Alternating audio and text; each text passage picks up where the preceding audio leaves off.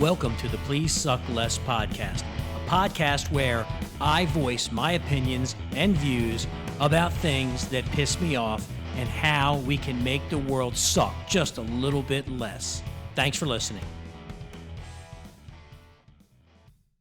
So I was talking to a buddy of mine who is a volunteer in the state of Maryland, and he had asked me a question that kind of made me have to think a little bit about the fire service, and in particular with your members of your volunteer organization. Sometimes, and I've said this before, we are our own worst enemy.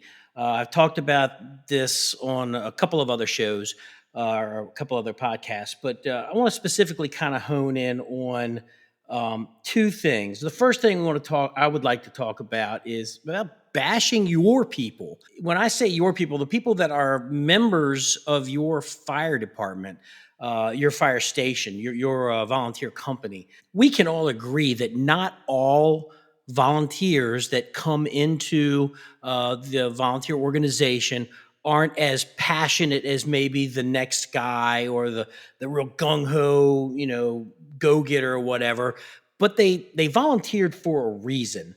And for us to bash or belittle another volunteer because they don't share the high, intense passion that maybe you do, and for you to kind of look down on that volunteer, I mean, all you're doing is setting up a recipe for your people to leave. And I talked about this probably the last podcast, but, I talked about how the volunteer ranks are shrinking, and we know this, but one of the things that we need to understand, and I say these to the career people too, especially when you have the senior firefighters that are out there complain that how the newer generation that's coming in, they're not as into the job as I am, or they're not as gung-ho as I am, or whatever, or either on the career or volunteer side. It doesn't matter. They join the fire service for a reason, and we need to cultivate that reason to keep them coming around. I know people that are A-plus firemen. I'd go down a dark hallway with them any day. But the moment that they either finish their duty night, if they're a volunteer, or their time at the firehouse, or a career guy, their shift is over, they go home, they're all about not being at work anymore. They don't eat, live, and breathe the fire department like some of us do. And that's okay. But the last thing we need to do is to alienate them or turn your shoulder to them or bash them behind their back. It's ridiculous. And if it comes up to that, you see maybe that they aren't as enthusiastic about the being in the fire department as you are, maybe it's a training issue. Maybe they don't feel comfortable with being in the fire department. They took their classes and all that, but maybe they just don't feel comfortable. They can't come around the firehouse all the time. They can maybe give 1 or 2 nights a week. But that's where these members that are out there that are gung-ho and good and all that, or maybe they see themselves as good, but are maybe a respected member of their organization, take these people under their wing, sit down and talk with them, ask them how they're doing. Maybe they need a little nudge. Maybe they don't feel confident in the skills if they just finished Fire 1 class. Maybe they want to be as gung-ho as you. Maybe they're looking at you as a role model. This is your chance that you can be a mentor. But to just sit there and bash them behind their backs is bad. What's even worse is if you openly do it where they hear about it, they're just going to leave because they don't need to take that kind of crap. So help them if they need help. Offer to train them, to make them better. Put some drills together. You might see that these people start to gravitate towards the job a little bit more.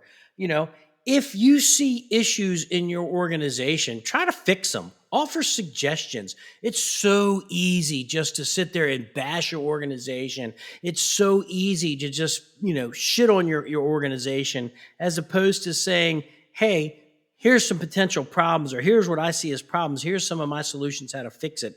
Or maybe start to talk to other people and see if they see the same thing that you do, because you are not all knowing. You may be seeing things a little bit differently. Maybe other people aren't seeing what you see, but we got to communicate. And the biggest thing that has been kind of driving this is seeing a lot of stuff on social media.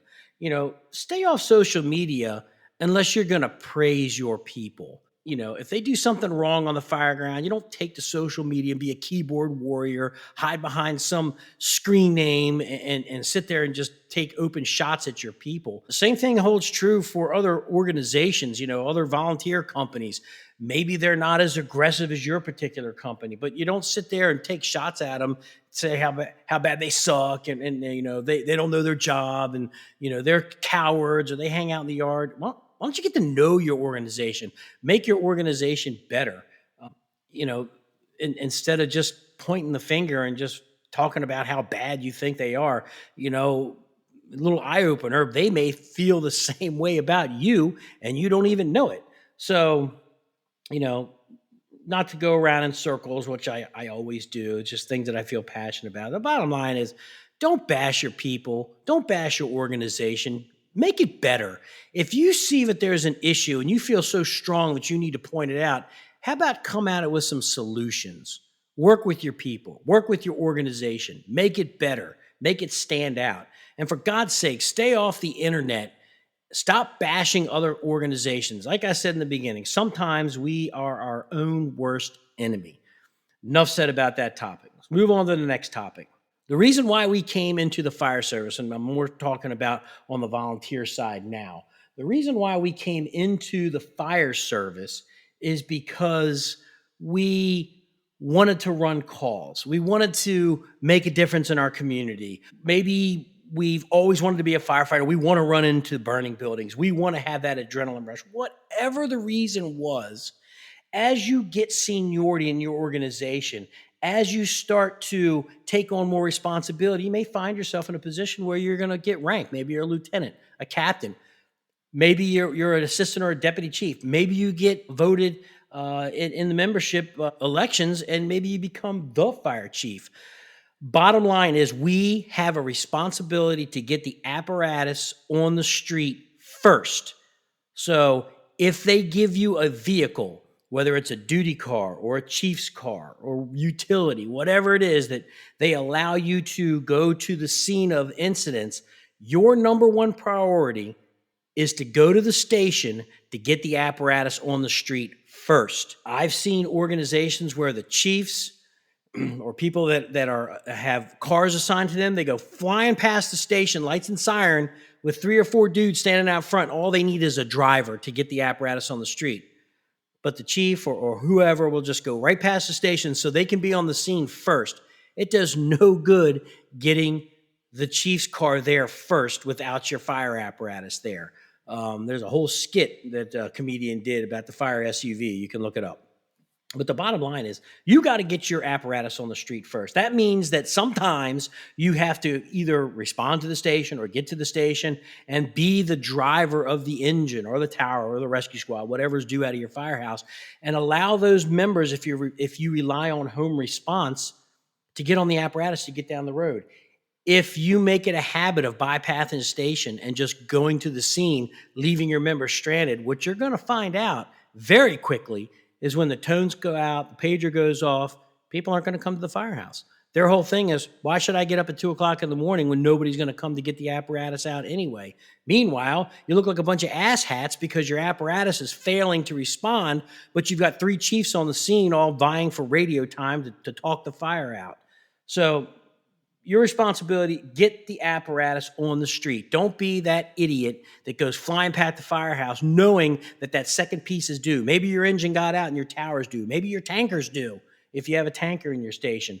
Go to the firehouse, get your apparatus on the street because that's what people want to see showing up in front of their house. They don't want to see a chief's car with no water or no rescue tools on it to sit in their car while you're waiting for, at best, the next due because your unit's failed. At that point, you are just a hollow chief. You're a hollow officer. You bring no substance to the table. Don't be a T-shirt wearing firefighter. We talk about, chief officers passing the station. We have to talk about firefighters that just hang around the firehouse but don't want to better themselves. They're just there for the T-shirt and to talk about how they're in the fire department, but they never really bring anything to the table. They never really improve themselves. So don't be a T-shirt wearing firefighter. We're talking about, membership going to the station. If you say you're going to go do something like attend a drill, you're going to be at the firehouse to staff the firehouse, show up. Don't just say you're going to be there and then not show up. That pisses so many people off, especially if they're counting on you to be the third or fourth person on the fire engine, or maybe that driver, and then you just don't show up. Your intentions are, I'm going to be there, and everybody's going to be at the firehouse, and then you don't show up. You're worthless at that point, and all you're going to do is piss a bunch of people off. Nobody's going to be able to rely on you. And then the final thing that I want to say is train. As a volunteer organization, you have, at a minimum, you need to be training once a week, meaning that you show up to the firehouse. If it's your duty night, do some sort of formalized training, whether you're pulling lines, throwing ladders, practicing forcible entry, going over the apparatus with new people so they know what the inventories are. Anything. Get out on the fire engine and just is easy. Just drive your first new area. You might see some new construction. Take a look at the Charlie side of some of these commercial occupancies so you know what you're going to be getting into in the middle of the night if you have to force entry into some of these places. But you got to get in and train. So, to recap, don't bash your people. Don't be an asshole. And show up at the firehouse when you say you're going to be there, or when a call comes in, to make sure the apparatus gets out on the street first. I need a chief officer to make sure this apparatus gets on the street before I need him on the scene. If the apparatus gets out staffed, then you can go to the scene and assume your command or whatever. So, at the end of the day, like I say, do better, suck less. I'm out.